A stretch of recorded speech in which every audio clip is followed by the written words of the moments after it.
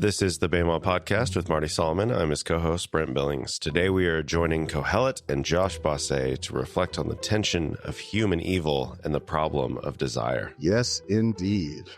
But before we dive into that, as always, we are doing the classic Bema style, little review, little reminder of the context of this book and what we're doing. Josh, let me give the context of my voice real quick. Oh, yeah, there we go. My allergies right now are so bad.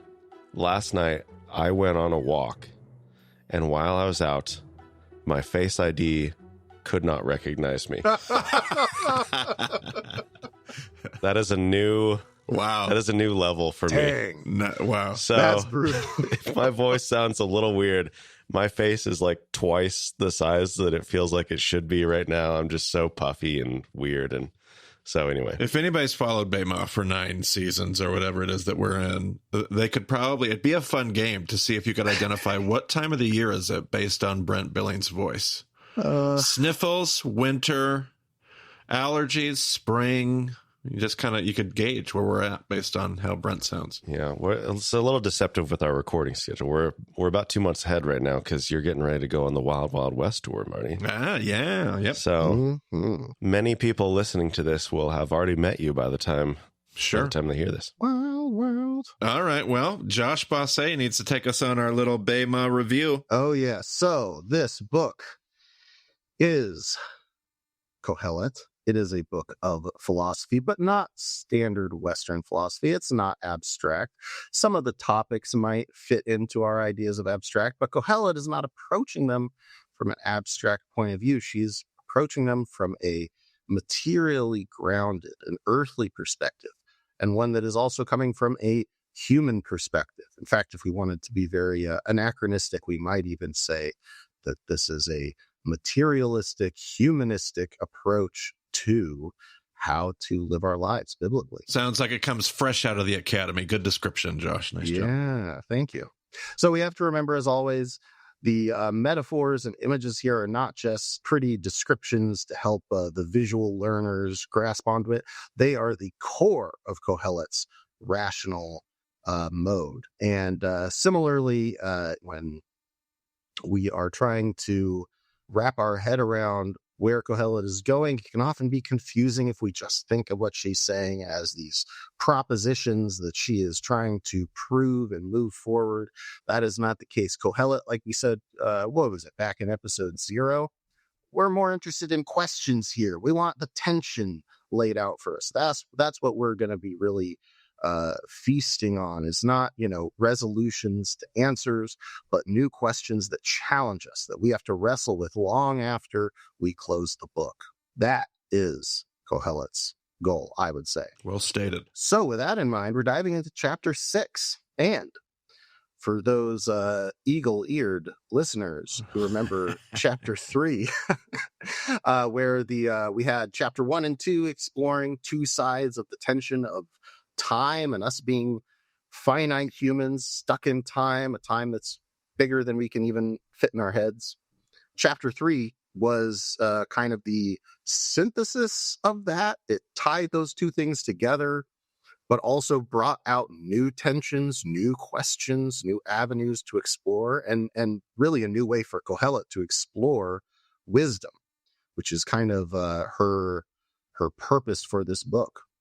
Here we are again, 3 chapters later, and we've had this new tension of injustice. What do we do with our deep, personal, individual? I forgot to mention that about Qohelet, right? She's a radical individualist. Oh, yes. Yep. So she is concerned with, all of us as individuals have this yearning for God.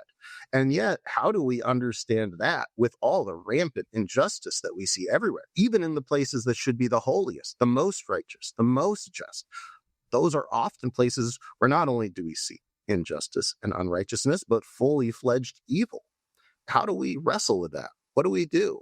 And we've looked at that from the side of the oppressed and what it looks like to actually try and change things when you're not in power. And then we looked at the side of the powerful and the wealthy and why it is.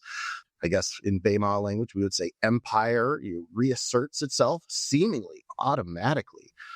And Qohelet had some pretty interesting insights, and that's what's going to land us right here in chapter 6. So she's circling back, and so we're going to be seeing some references back to chapter 5 and chapter 4, and we're also even going to see some references back to chapter 3 as kind of the last post where she kind of tied things up. So we're going to see the bigger picture now as Qohelet sees it, and with all that blathering out of the way, Brent, can you give us some dank text? Well, hold on. I got some blathering to do over here. Oh, please, Marty. So if I'm hearing you, sometimes I love to just listen to you and then try to restate it to make sure I'm following with you, Josh. Yeah. Could we say that there's been at least a couple cycles here? One is the relationship of wisdom to time. Mm-hmm. And then this one could be the relationship of wisdom to power. Is that what I kind of heard you articulating? Yeah, we could say that for sure. So Qohelet could be cycling through wisdom as it relates to, and like you said, it's philosophical, it's individual, it's humanistic, with all the disclaimers we gave in the first episode. But yeah, I like that. Okay, that makes sense. Yeah, I think that's a great way of putting it. All right, well, that's enough blathering. We can turn it over to Brent. He doesn't blather. He reads. Yeah. Brent keeps it real. Well, yeah, I try to. Okay. I have seen another evil under the sun, and it weighs heavily on mankind. God gives some people wealth, possessions, and honor, so that they lack nothing in their heart's desire. But God does not grant them the ability to enjoy them, and strangers enjoy them instead. This is meaningless, a grievous evil. A man may have 100 children and live many years, yet no matter how long he lives, if he cannot enjoy his prosperity and does not receive proper burial, I say that a stillborn child is better off than he. It comes without meaning. It departs in darkness, and in darkness its name is shrouded. Though it never saw the sun or knew anything, it has more rest than does that man. Even if he lives 1,000 years twice over, but fails to enjoy his prosperity. Do not all go to the same place? Big statements, but also not a whole lot that we haven't heard before in at least one sense or another. We have an almost immediate reference to the end of the previous chapter with Qohelet talking about having a lot of wealth, but not being able to actually enjoy it. And in chapter 5, it was more focused on the perspective of power, the emptiness that comes from that, which I think, especially in the insane abundance of the modern days, is probably a message we've heard so often that it, on a intellectual level, there's probably even a bit of a lullaby effect. So we have this sense of, just because you have a lot doesn't mean you enjoy it. And we have to remember specifically, though, that the image that Qohelet used in the previous chapter was of someone who was like, on the blessed side of things, maybe not someone who is, fully in power or something like that. Not a 1% type of wealthy, but more, upper middle class type of wealthy, and had this image of this person starting down the path of being kind of serving that wealth, having the narrative twisted, and immediately losing all their wealth and having nothing to give to their children. And that kind of being a really, I believe you used the word, a grievous evil, or a evil sickness, or sickening evil, but it's just a kind of evil that just wears us down and makes us say, oh, this culture around money, like this guy, he had a little blessing and he just had to chase it. He just had to bet it all on the stock market or go into this business because he wanted to make it big, and he couldn't just be happy with this blessing God gave him, and now his whole life is ruined. So that's the image here of someone who isn't able to enjoy the good thing that God gave them. It's not just the other image Qohelet used of the people with wealth only being able to enjoy in this way that was, I believe the image was they eat only in darkness and with irritation and anger, and they're not actually enjoying it. It turns to ashes in their mouth, so to speak. But then Qohelet also goes and kind of gives us an even bigger image that I think calls to mind the single man, the lonely man of chapter 4, right? The man without a second, without son or brother. Right. And then here we have the man who has 100 children, kind of similar, exaggerated figures that are certainly there, just to kind of make a point. And as much as I've tried to find remezes for these, I don't think there are. I think these are just kind of fantastical characters in a hypothetical that Qohelet is creating. Yeah, I was trying to think about how we could relate that to something else, and it's like, well, the typical ratio is 1,000 to 3, but that doesn't really break down in the same way for this. So that's a great thought. I hadn't even gone there, but that's great. Yeah. Well, it doesn't work. Yeah. Though, so. No, I mean, my brain hadn't even gone there. So yeah, good for you. But yes, we have this man who fathers 100 children. He lives long, but his soul is not satisfied with good things. Now, this is a different image. This doesn't say he doesn't get to eat from what he has. This isn't the image of the rug being pulled and you end up ending your days in poverty. This is someone who still has it all, but simply his soul, I believe the word there is going to be nefesh. That's the one that Qohelet uses a lot. Yes, nefesh. His nefesh is not satisfied with good things. He is not full. He still wants more. And this, again, goes back to chapter 5, the eye not being satisfied with what it sees, which really takes us all the way back to chapter 1. Here, though, we have this strange juxtaposition where he has 100 children, he lives this long life, but he doesn't have a proper burial.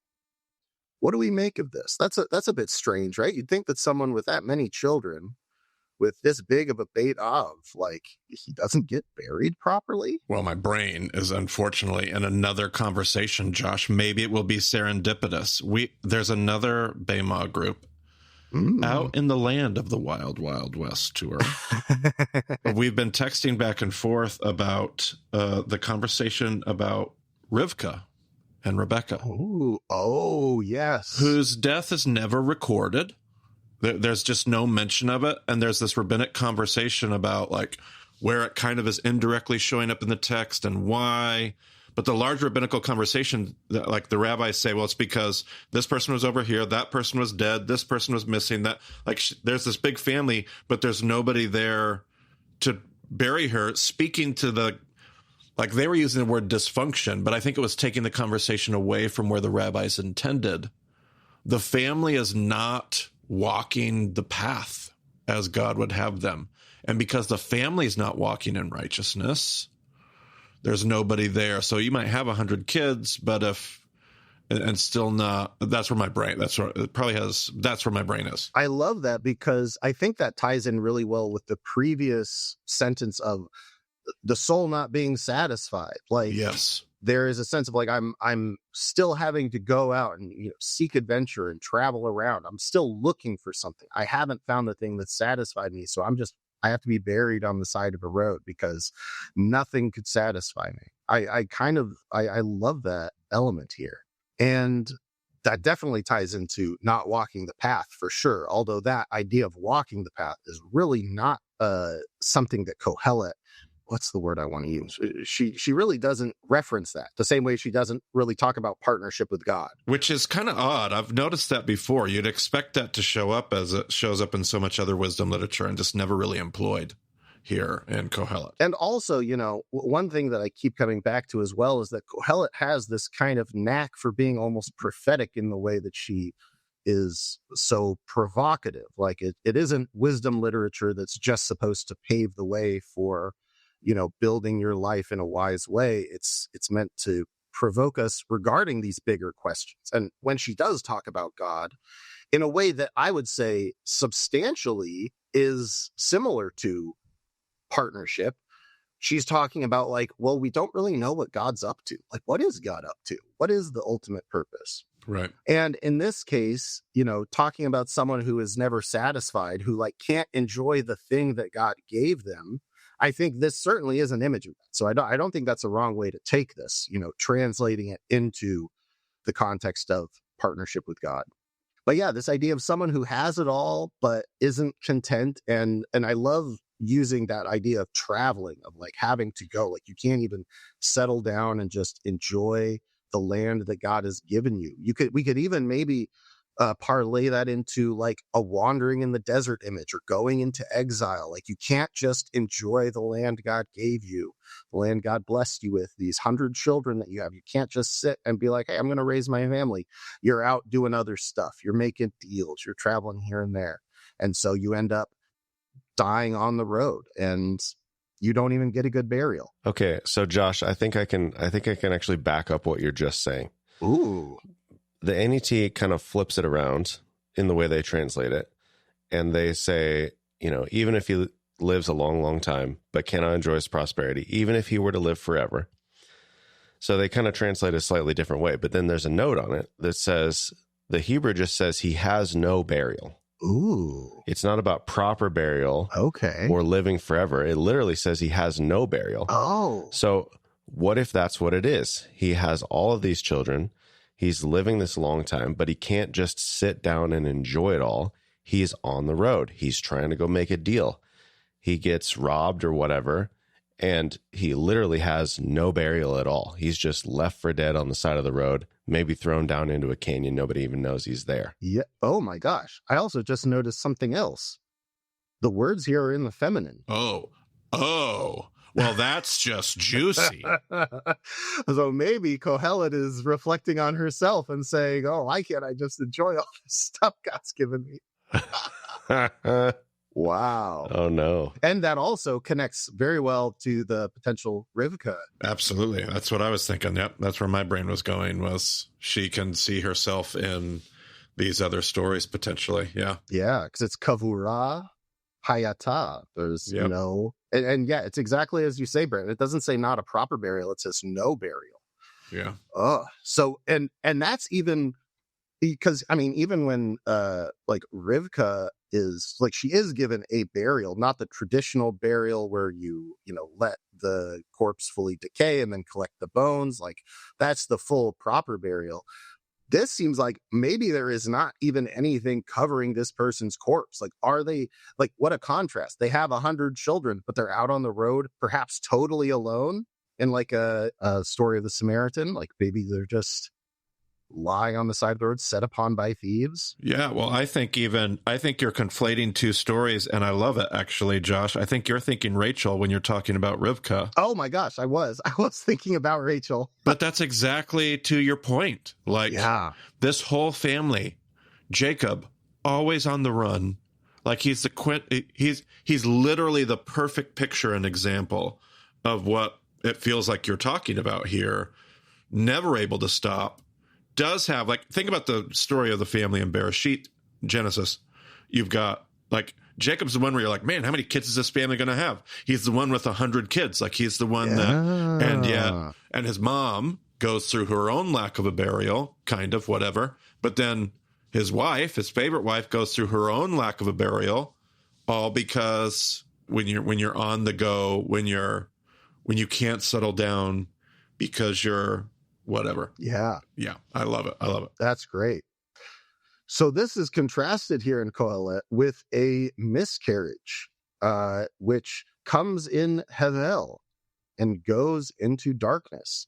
And its name is covered in darkness, which is almost as if to say it gets more of a burial simply by virtue of not being known, not having to know anything, which again, we might remember from chapter 4, Brent, with the whole thing about, those who are dead have it better than those who are alive, and those who have never been born, they have it best of all because they never had to see these horrible atrocities that are before us, all this suffering and oppression that we have to see, which, especially speaking from the modern day, it's like, yeah, I kind of get that, especially how easy it is in the modern day for us to see all the suffering and oppression as if we were there firsthand.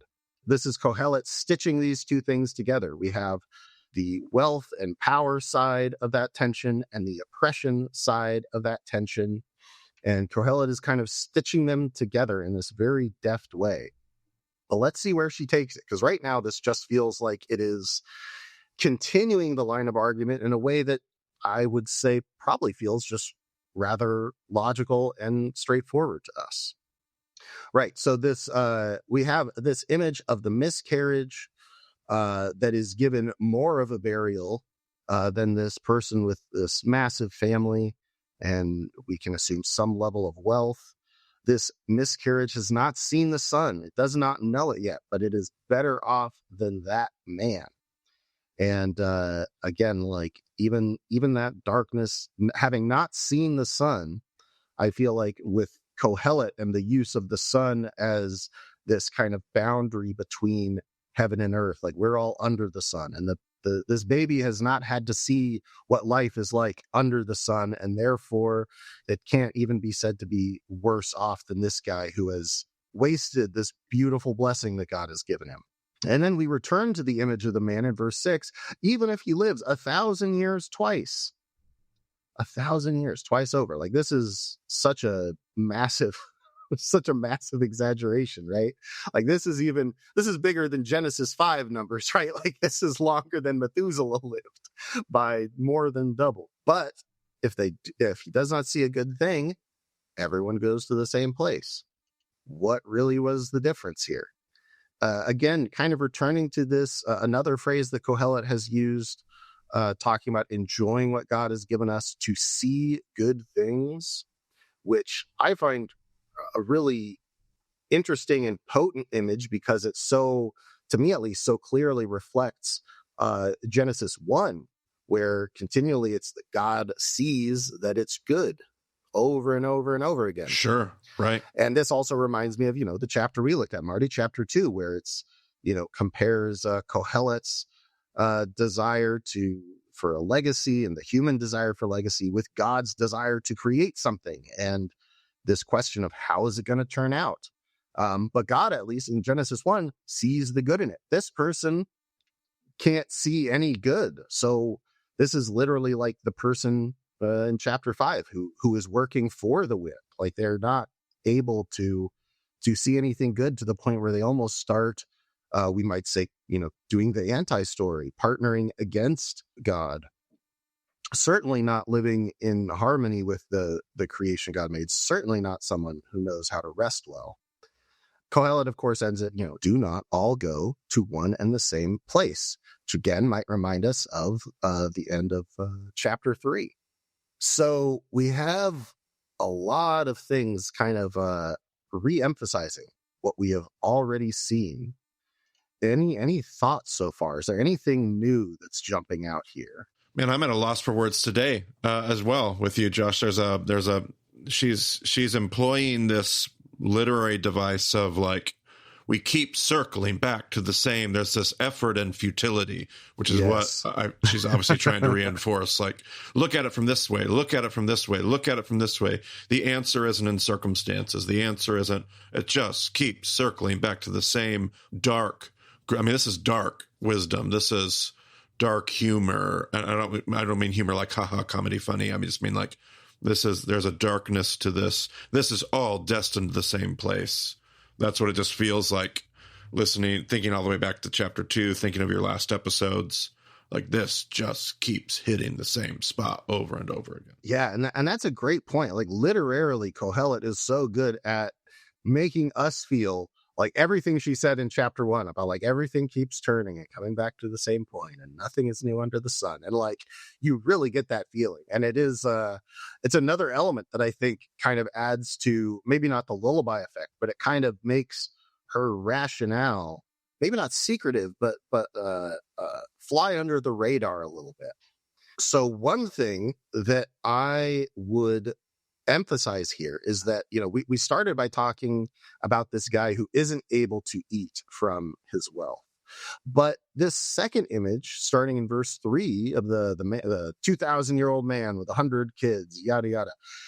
His issue isn't that he doesn't get to eat from his blessings. It's something slightly different that we've maybe touched on before, but hasn't been center stage.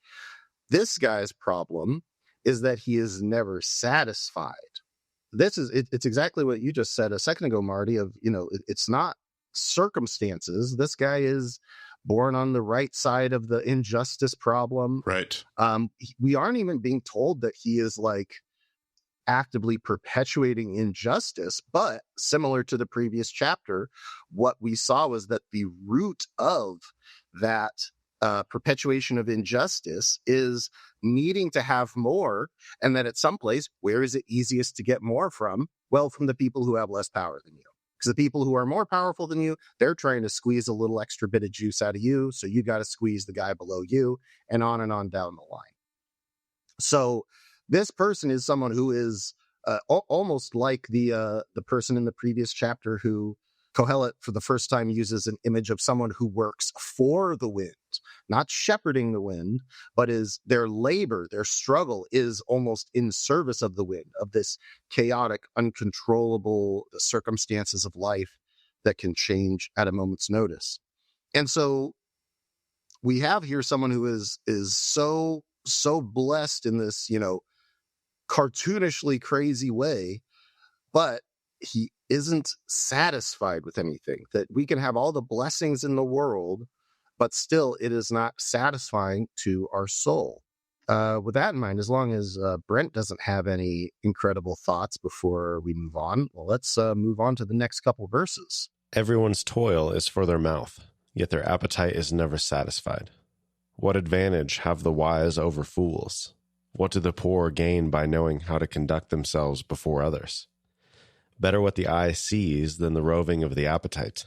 This too is meaningless, a chasing after the wind. Ooh, there is a lot going on here. Just a few verses, but a lot is going on. So first, we have, again, kind of a similar, a Qohelet classic. The point of our labor, the only good thing Qohelet has found in all of this that she keeps coming back to and says, well, at least this is true. At least this is good, which is that you get to enjoy the fruit of your labor. You get to enjoy the things that God gave you. And so she sums it up here so brilliantly. All your labor is for your mouth. Like just what you're doing in the world, at least make it something you can enjoy.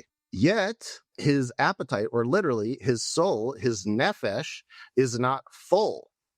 There is something missing from the one good thing Qohelet has found. And that is, again, going back to this appetite, this desire, this thing in our soul, in our life, in our very body that is not full, not satisfied. There is something more, which again might cast our thoughts back to chapter 3 and this paradox God has forged into our soul of being trapped in this finite sphere, but having eternity in our hearts, wanting to understand God, but never being able to know exactly what God's up to.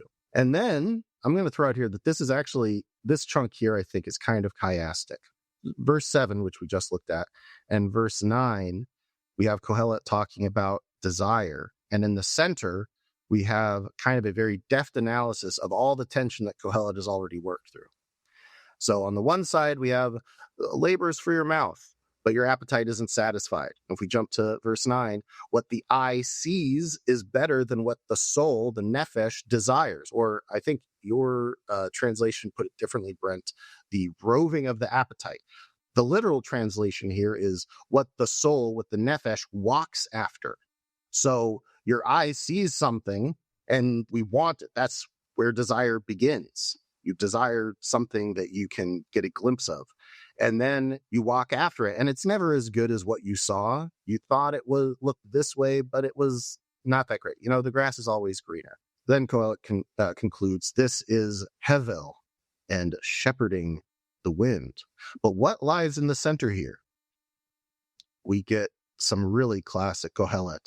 What is the yoter, the yitron, the extra, the overflow? Oh, yes. I forgot about the yoter. All right. I'm tracking with you. What is the yoter of the wise over the fool? Which this is very much chapter 1 and 2. Is there any benefit to wisdom? And then the second question, what does the poor person have knowing how to walk before the living? Which, if we remember the tension in the previous 2 chapters, the thing Qohelet kept hammering on about with the poor and the oppressed is you need solidarity. Even Samson can be overcome if you have an alliance. Even it doesn't matter how strong they are. If you're Joseph thrown into a pit, if it's two people in a pit, you can get out of that. So you know how to get along with people. You know how to walk. You know how to live with other people. That is your strength.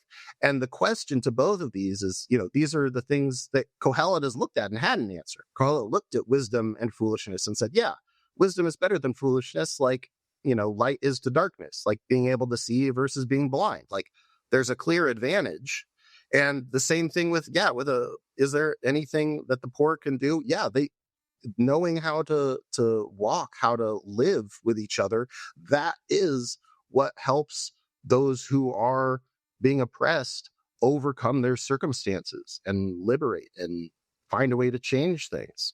But the real question here kind of goes back to the same tension of the above, the tension between the miscarriage and this, long-lived man with the billion children. Like, he's not satisfied. So is he really better off than the miscarriage, because they're both going to die at the end? And if he's not satisfied, then how can he say he has it better than the miscarriage? Similarly here, like Qohelet has laid out the advantage and what the poor actually have. Like Qohelet has talked about that, but he's asking again, what's the yoter? What's the yatron? Is there something more that in living in this wise way, or in building solidarity and fighting against evil and injustice, like, does that actually lead to something, or is it always just going to eventually crumble to dust and be meaningless? On either side of this, again, very compact. Like, I think it can be really overlooked, especially with all of Qohelet's repetition. It can seem like, to keep reusing this word, she's just blathering on and on and on, circling around. But here we see just such a sharp and compact and dense restatement of these points. Like, this is a very wise person. And on either side of it, we have this question about satisfaction and desire. This, I would say, is the new tension Qohelet is pulling out of this. What do we really want? Which I think when we look at these two previous tensions, desire really plays a big role in it. Okay, so you're wise. What do you want? What are you chasing after? Can you actually get what you chase after? Is what you want something that can be filled? And can wisdom do that for you? And the same thing with, like, we can see lots of, historically, lots of political movements, revolutions, uprising, and sometimes because maybe they don't know what they want, or maybe they want something that ends up turning around and biting them. What it is you want, even if you know how to make things move in a better direction, desire, and whether or not that desire will satisfy, whether what you're seeing is a mirage or whether your desire is something that can be positive. This is a very big question. When I keep thinking about this conversation now, I have in my head Elle's conversation from her last series in Talmudic Matthew about reward. Like, I keep thinking about that now all day today. I just keep thinking about Hevel, herding wind. What is it that, because I keep hearing in all of this, I obviously keep hearing Jesus in the Sermon on the Mount. Sure. Like, obviously, wisdom is better than foolishness. But ultimately, what I hear Qohelet doing is like, yeah, sure, light is better than darkness. Wisdom is better than foolishness. But I mean, if this isn't doing something else, then what we have, hand to mouth, work to food, whatever that, like, that's it. Like, that's the reward. That's the enjoyment. That last line you just said, this new tension of what do we truly desire? What is it we're truly trying to get? Because the stuff that we usually say we're trying to get, that ain't it. That's just empty. That's just herding wind. There's no reward in that. That's what keeps coming to my mind today. I love that. And I'm looking at this in light of our guy from the beginning who has all these kids. And obviously some people could argue with this, but, a lot of people would say it's better to have kids than not have kids or whatever. Kids are supposed to be a blessing, all this stuff. It's like, well, this guy's got 100 kids and he's still not satisfied. And this line, this roaming of the nefesh. Yeah. Ooh, it's like, yeah, that's why he got himself into his situation where he didn't even have a burial, because it's like better what the eye sees. Then he goes off and tries to get it. And it's like, dude, open your eyes at home. You have 100 kids. You have everything you could possibly desire. You lack absolutely nothing. And yet you're still roaming out, trying to find something else. Oh, that's such a good connection. I love that with the roving soul. That's really, really good, Brent.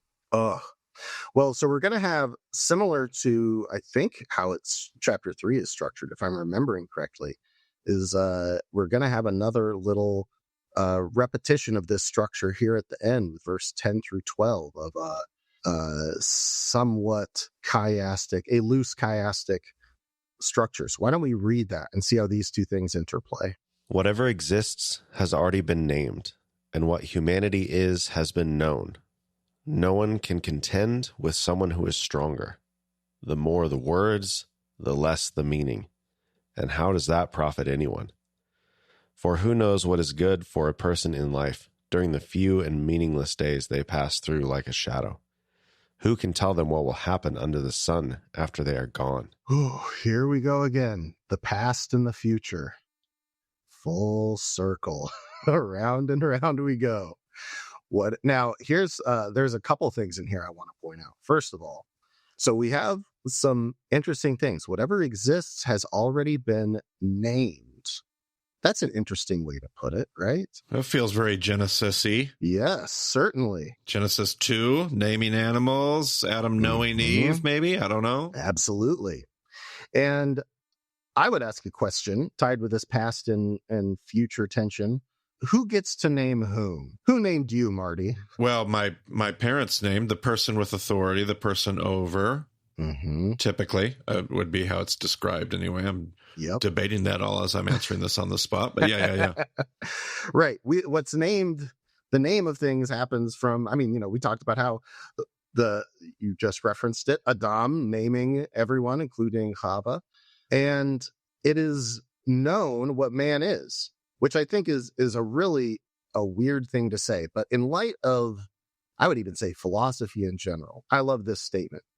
Because the way I take this, it is known what man is like people have existed and been asking these questions before. You're not the first person to have these thoughts. You're not the first person to look around and go, hey, what the heck? This is kind of messed up. Like, people know this stuff. They've heard this kind of talk before. They've all heard a cynical person say this and that about the state of the world. We've all been there. So he cannot dispute with one who is mightier than he, which, if we'll remember, this is, if we look in the Hebrew, this phrase of one who is mightier is used back with the Samson reference. You cannot dispute with one mightier than you. And what's really interesting to me is the specific word that is used for dispute. Does anyone want to venture a guess as to what this word is? I think I'd be cheating because I look at the notes. Well, for all those Bema listeners, you'll know this word. It's Dean. Which is crazy. Like, these are not the words that you would assume, like this right. Has to be too intentional. These aren't the words you would choose.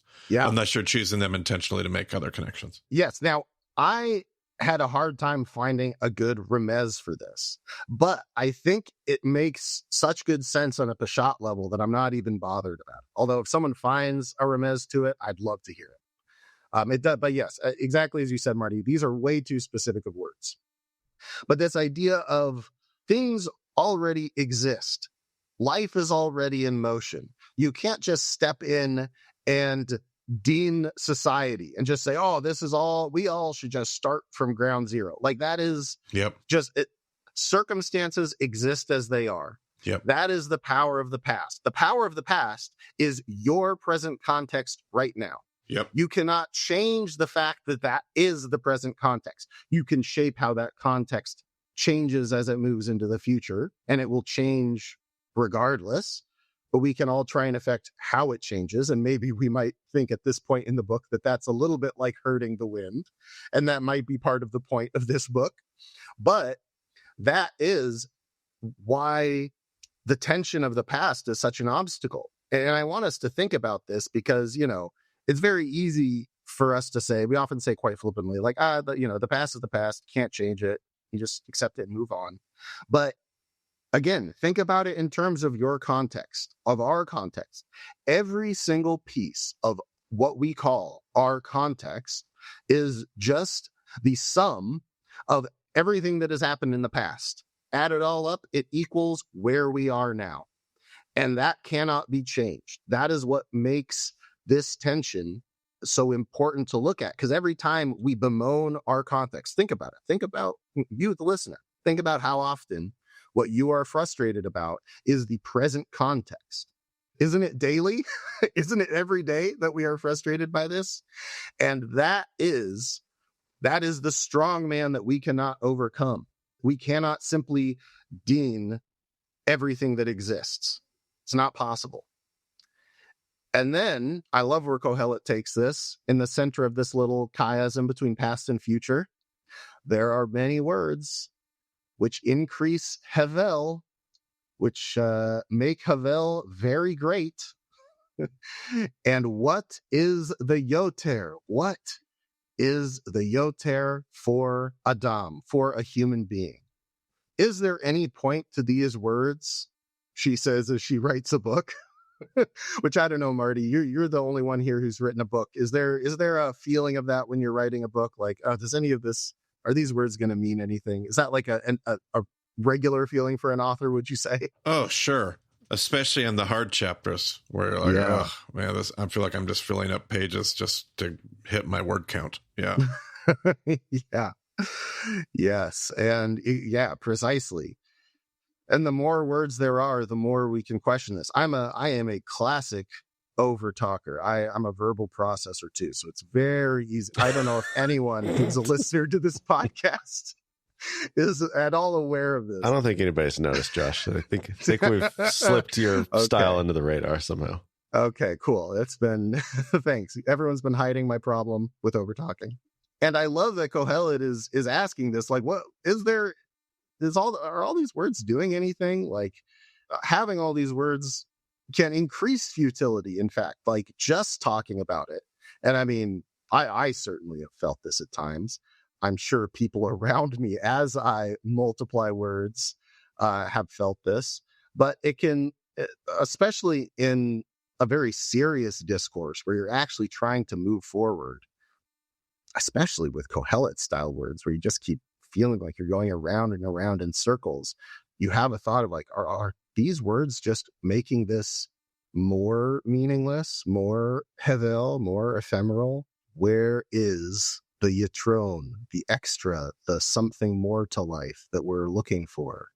Is it in these words? I feel like we have such a dangling carrot in all of these yes episodes. Just like, where is it? Where is the Yoter? And you're like, I don't know. Qohelet, tell me. She's like, not today. Yeah. Not tomorrow, but someday. Oh, and this is where I love where Qohelet leaves us. Who knows what is good for a person during his life, during the few years of his day, or not during the few years, during the few days of his Hevel life. What a phrase there. They will be like a shadow.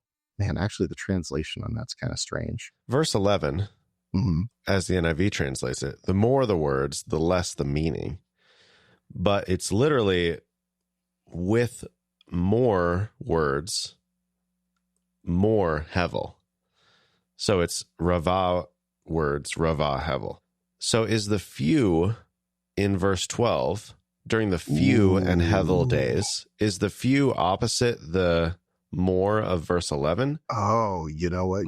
Are those words generally like contrasted against each other? Or is that's a good, so the like an entirely different word idea? there is mispar, which is that from Sefer? Yeah. Yeah, it's going to be counted. Yeah, they're few because you can count them. They're not many.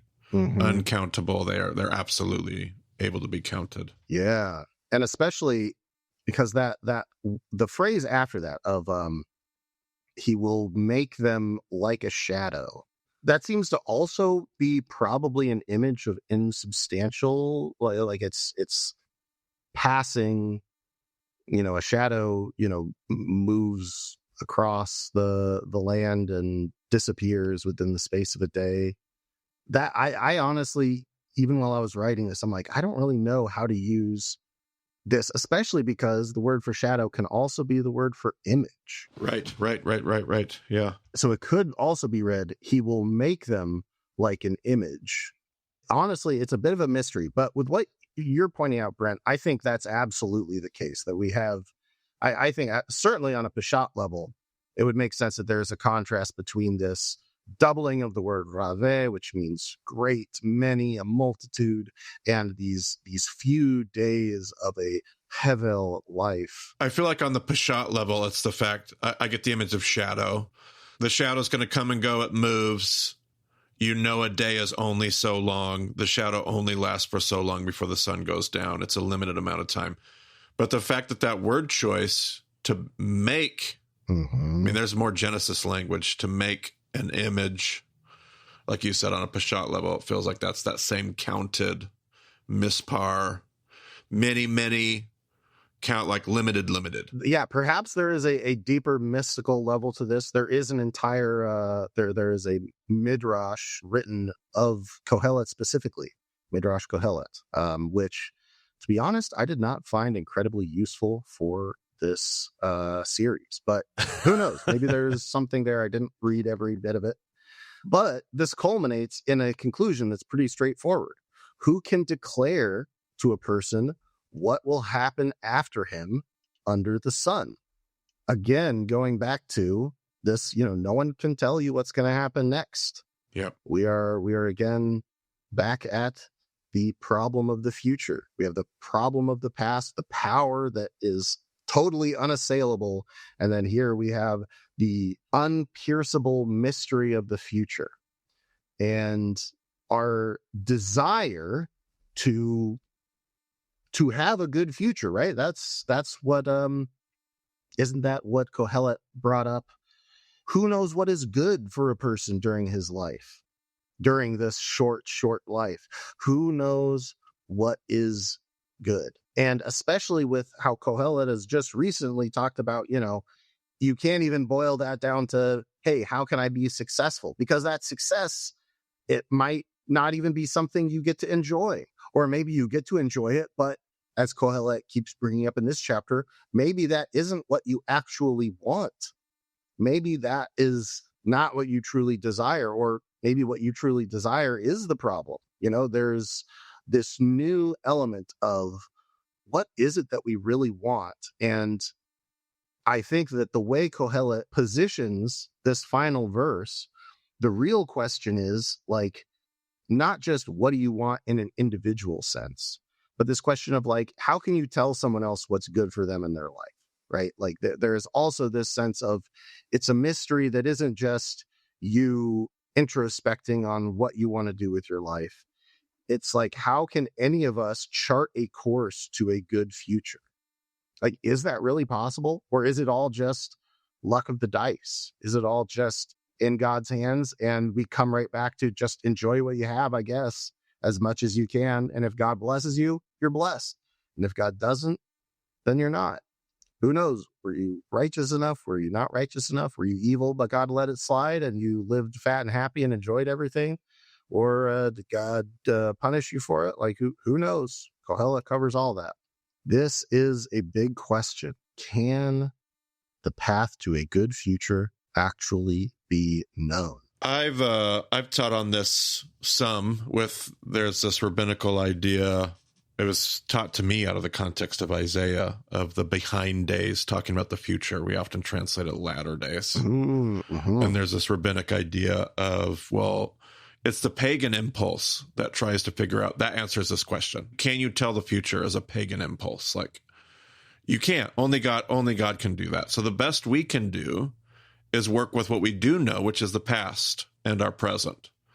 And so the reason, because the Hebrew of latter days really says behind days, is more literally how it translates. And so there's a rabbinic conversation about you back into the future. Like you have to put your back to the future so that you look backwards. You're looking back at the past. It's the only thing that you can interpret. You don't have the tools to interpret the future. You can't see the future. So you put your back to the future, and then you, which is a great sermon title. Yeah. And then you back your way into the future because it's the only proper way to face. Because interpreting the future is something that pagans try to do, and it's futile. It would be like herding wind or hevel, one may say. Yes. And in fact, you know, as we know in, you know, little things we do like horoscopes, they're actually also hevel in a way in that they kind of don't say much of anything at all. A lot of times they have to be so vague as to not really give you anything useful.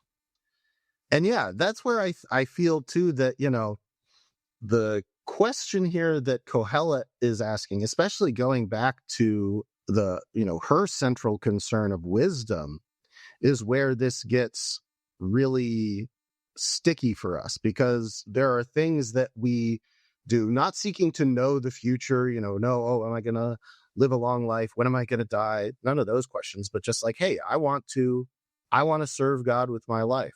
How am I going to do that? Well, we can try a lot of things. Maybe some of them end up with us enjoying life. God's blessing follows us. I certainly feel that that's happened in my life, but I'm sure there are other people out there who have very different experiences. In fact, I know it. I know people who've committed their lives to ministry and they've never found any success, and not like, you know, success in a worldly sense, but it didn't leave them in a good place. And I think it's important to acknowledge that, because it's easy for us to, you know, just point at people and say like, oh, well, if you actually just try hard enough or pray hard enough or whatever, that it'll all work out. But for some people, it just doesn't work out. And it's not because they weren't righteous. You know, there are Jobs in the world who didn't do anything wrong and they had the worst stuff happen. In fact, I think I might be jumping ahead in Qohelet. There's a verse where she says, you know, sometimes the righteous get the ending the wicked should have, and the wicked get what should be accorded to the righteous. And it's like, yeah, that happens. So outside of that pagan sense of wanting to know the future, it's just like, man, how do we move toward what a good future, good in kingdom terms? How do we do that? And I think another way of putting it, to really center it in full Bema, full, you know, we know Jesus, and have all these things that have been given to us and revealed to us that Qohelet did not have. Like, how do we actually build the kingdom in our contexts? And I don't know about y'all, but I have seen plenty of times where people in the church try and build kingdom in ways that may have even been a little bit backwards, or, you know, have revealed deeper problems. And certainly I've seen lots of people that want to build kingdom, but just don't know how to. And I think that tension that Qohelet is still sitting in, that tension, like you said, Marty, of like, where is the Yitron? Where's the Yoter? Where's the thing that's more than this thing? Where's the something more to life that I've been looking for? And that, I think, is like universally relatable core to this, of what can we actually do to move toward that substantially, materially. Like you said, Marty, Qohelet keeps dangling this Yitron in front of us. Qohelet seems to be taking us in a direction, and despite all the darkness, there does seem to be an insistence that she has that there is a way, not to know our future, not to have someone tell us this is what's going to happen to us, but and knowing that circumstances will change as they do. You know, even if we rid ourselves of all those pagan impulses, desires to never be affected by circumstances, to only have good things happen to us, after we've rid ourselves of all that, there is still that longing for a kingdom that is near but far off. How do we do that? And maybe that is the little bit about maybe that's the mystical dimension of that reference to the shadow or the image. Can we actually make ourselves more like God? Like, is that really possible? Is there a way of doing that won't be corrupted by the world or forgotten or brushed aside? Like, is there a way to really make an impact I think that Qohelet's persistence in this should tell us that maybe she's a little more hopeful than she likes to come off. And I certainly know here at Bema and at Impact Campus Ministries, we are very confident that an impact can be made, that there is a story that we can trust in. And I feel like the direction Qohelet is heading is gonna reveal a lot. And I also say this knowing where the next episodes are going, but he has the cheat codes. Oh, but it's great. And any other thoughts? I feel like I just want to keep going round and round in this circle. It's been maybe I'm sick, maybe I've been infected with this Qohelet disease, where I just keep wanting to go around and around and talk about it. But I'm gonna stop myself. Okay, Josh, I think we just got to sit in this tension. And, we've got 6 more chapters of Qohelet. Yeah. But for now, we're in this spot where we don't quite know. Yeah. What do we want? What should we want? What should we chase after? Good questions that we can keep with us and probably have something to say to us in our modern context. But yeah, thank you guys for going on the journey, for taking this bleak trip through Qohelet. I can only say I appreciate that. Thank you, because I know how this book keeps going. Because right now I'm like, no, thank you. No. All right. Well, in the meantime, as we wrestle with these things, you can find more details about the show at BamaDiscipleship.com.